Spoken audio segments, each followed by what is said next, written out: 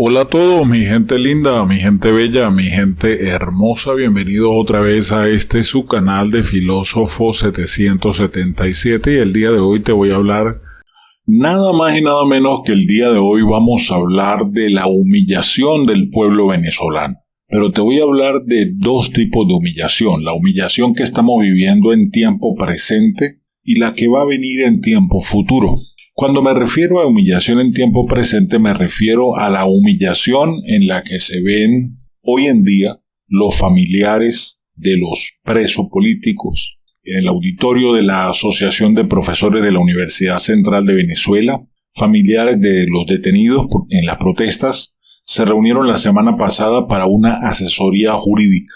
La actividad fue organizada por la ONG Foro Penal, Provea y Civilis.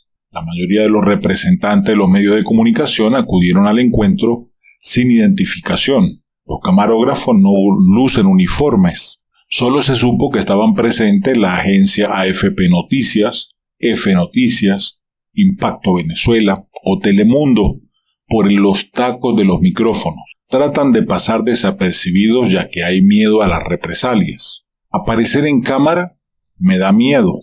De hecho, le dije a ella que estoy nerviosa.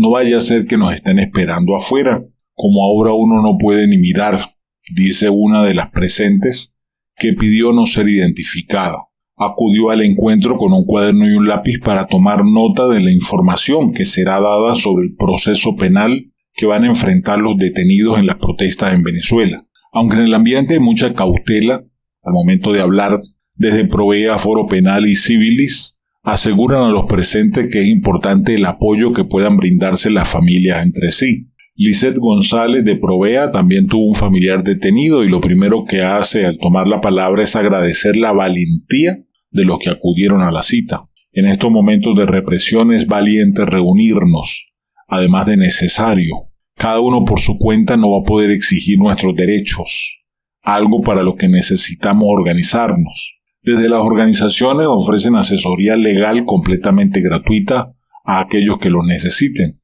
Los familiares de los detenidos en las protestas pueden denunciar su situación con el número de cédula del privado de libertad, al número de contacto publicado en las redes sociales del Foro Penal. Desde allí se le brinda información de cómo es el proceso penal venezolano, tanto para adultos como para adolescentes. También se les asesora sobre el paso que se deben seguir para que no se le violen los derechos. El proceso penal venezolano inicia tras la detención de una persona. En este caso, a la mayoría de los detenidos se les imputa de una vez los cargos por delitos asociados con terrorismo e incitación al odio. Seguidamente se le asigna un defensor público que será el encargado de llevar su caso. En el país actualmente no se le permite a los detenidos ni a sus familiares la designación de un defensor privado. Para conocer qué defensor público se le asignó, el detenido y los familiares deberán acudir a la Defensoría Pública en Bellas Artes, Avenida Morelos, con el número de cédula de su familiar y preguntar por su caso. Tras la detención y asignación correspondiente del abogado público, el caso entra en una etapa de investigación que dura 45 días. En esta etapa, los familiares, junto con su defensor, deben presentar las pruebas, cartas de buena conducta, testigos y hasta videos que corroboren la inocencia del acusado.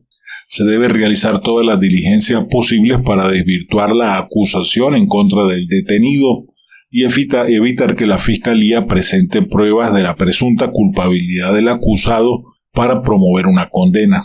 Después de la investigación se da el acto acusativo. El tribunal tiene un lapso de no menos de 15 días para fijar una audiencia preliminar, donde se va a determinar el paso del expediente a un juicio. Se tarda aproximadamente de 5 a 10 días que un juez determine si el expediente del detenido irá a juicio o no. Es muy importante que en el archivo fiscal no se encuentren elementos suficientes para acusar al detenido, así como también que los familiares hablen con el defensor público que lleva el caso. Solo el defensor público tiene acceso a toda la información sobre los delitos y la fiscalía que lleva el caso. Es además el encargado de llevar las pruebas y los medios probatorios de la inocencia del acusado. A pesar de que el defensor público es el encargado de proporcionar información a los familiares, Algunos de los presentes en la asesoría pública intervienen para comentar que no siempre les dieron información necesaria. Entre ellos estuvo solo Cariz, de 53 años, quien viajó desde el estado Anzoátegui para buscar información de su hermano detenido, Eduard Ocariz. Se me ha volteado la vida por completo. Mi hermano fue casi secuestrado en su apartamento. Los defensores públicos son unos muñequitos de torta. ¿Cómo es posible que me digan que no saben dónde está mi hermano? Busqué a mi hermano por todos lados. Hasta el SEBIN fue a parar y allí me dijeron que estaba en Tocuyito. Tengo más de una semana sin saber de él. Pregunté si lo tienen con la población común y me dijeron que estaba bien, con agua, ducha y baños. Le exigí que me indiquen los pasos a seguir para tener una defensa privada, porque yo no creo en los defensores públicos. Me dijeron que me consiguiera un abogado privado. Él debe hacer un escrito que el abogado sabe cuál es, y si el detenido lo firma, ese entonces será su abogado. El defensor, ya sea uno privado asignado por medio de una carta de designación firmada por el detenido o uno público, debe dar información, revisar los centros de detención y ver las condiciones en las que están sus clientes. Dado el alto número de detenidos, algunos defensores públicos están poniendo horario de atención, por lo que en el foro penal aseguran que es importante pedir un número de contacto para estar al tanto del caso. Antes de pasar al siguiente punto, los moderadores desmintieron que se hayan condenado ya a algunos detenidos. Pidieron a los familiares ir pensando en 3 posibles personas que quieran ser fiadores, porque es posible que se dé la libertad pero por medio de esta figura. En caso de que eso se dé, todavía no se ha dado. Los fiadores no tienen que poner dinero, eso no funciona así. Son personas que se deben cumplir con una serie de requisitos que varía de tribunal a tribunal y que garantizan que esa persona va a seguir el proceso que se le está dando. Los fiadores se aseguran que el detenido va a cumplir con asistir a las audiencias o a las condiciones de su libertad. Es bueno ir adelantando 3 personas que puedan ser fiadores en caso de que se dé esa posibilidad con una constancia de ingresos y de residencia. Así lo explicó Alfredo Romero. Insistió en que todas las acciones posibles por parte de los familiares se deben realizar. Lo peor es no hacer nada.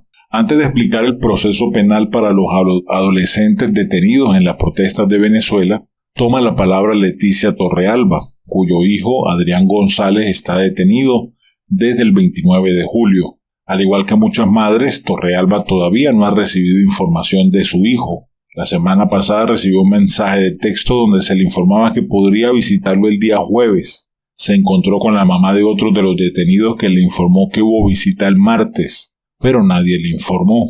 El día de su detención salió con sus compañeritos a caminar y lo abordaron unos guardias nacionales en zona 7. Duró 8 días. Allí lo pude ver, estaba tranquilo. Cuando finalmente me dejaron verlo, me dijo: mamá, quiero que me saquen de aquí, me siento mal. No tengo para respirar, duermo en malas condiciones, no hay ventilación. Así lo reveló. Torrealba describió a su hijo como un niño muy tranquilo, estudioso y colaborador en la casa. Tiene apenas 16 años de edad. Esto es angustiante. No le deseo esto a nadie. Uno se siente muy quebrantable. Solo quiero que esto termine y sentir que es un sueño que está pasando. Foro Penal y Provea reafirmaron en la asesoría que 10% de las personas registradas detenidas en la protesta de Venezuela son adolescentes. Esta situación es alarmante. La palabra adolescencia viene del latín adolesco o adolecere, que significa adolecer, y se traduce en la práctica como crecer a pesar de todo con dificultades. Son jóvenes que no tienen la capacidad completa porque adolecen, son manipulables y son moldeables. La responsabilidad penal de los adolescentes es de 14 a los 18 años. Sin embargo, hay reportes de un niño de 10 años y otro de 13 años detenido. ¿Cómo les parece? El proceso penal es mucho más grave. En la mayoría de los casos ya puede estar presentando el alto costo acusativo. Después de la acusación hay una fase intermedia donde el juez toma las pruebas y las evalúa para determinar si hay o no delito y si hay un hecho punible. Por último, se determina si hay que ir a juicio. Eso puede pasar en menos de 30 días. Un tiempo que preocupa a los expertos por la limitación a la información que existe. Es importante que se denuncien las violaciones a los derechos humanos. Los adolescentes deben estar en un sitio distinto a los adultos. El proceso es más corto. tiene más derecho que los adultos porque la ley es más garantista al adolescente, pero los familiares deben actuar paralelamente, insistió Romero del Foro Penal. Esta es la humillación para los padres o para las familias de los detenidos. Hay una segunda humillación que yo la considero como la humillación futura, y es la humillación que le va a venir a Nicolás, porque esa humillación se la vamos a cantar y se la vamos a cobrar. Él tendrá que mostrarle a la sociedad que no solamente ha sido un ladrón del dinero del Estado y que se ha quedado con cantidades inmensas de la fortuna estatal, sino que también va a pasar una humillación cuando tenga que reconocer que el fraude electoral que cometió no se lo cree nadie. Así lo diga el TCJ, lo diga el CNE o la misma Iglesia Católica cantándolo en latín. Y lo digo esto por el acuerdo que hay entre el Vaticano con Nicolás Maduro. ¿Qué irá a pasar? Solo tener fe y esperanza y seguir luchando. No bajar la guardia. Seguimos adelante. Bien, me gustaría saber qué piensas de esta humillación que se vive en Venezuela, de saber que hay casos de 2 niños detenidos, uno de 10 y uno de 13 años. Inaceptable, inaceptable. Déjame tu opinión y te recuerdo, sígueme en mi canal de WhatsApp si no quieres perderte nada de lo que está pasando en nuestro país. Enlace en la descripción de este video o búscame en la pestaña de novedades como Filósofo777. Sígueme en Telegram como Filósofo777 y en Instagram como Filósofo777USA. Un abrazo rompecostillas, bendiciones, hasta la próxima.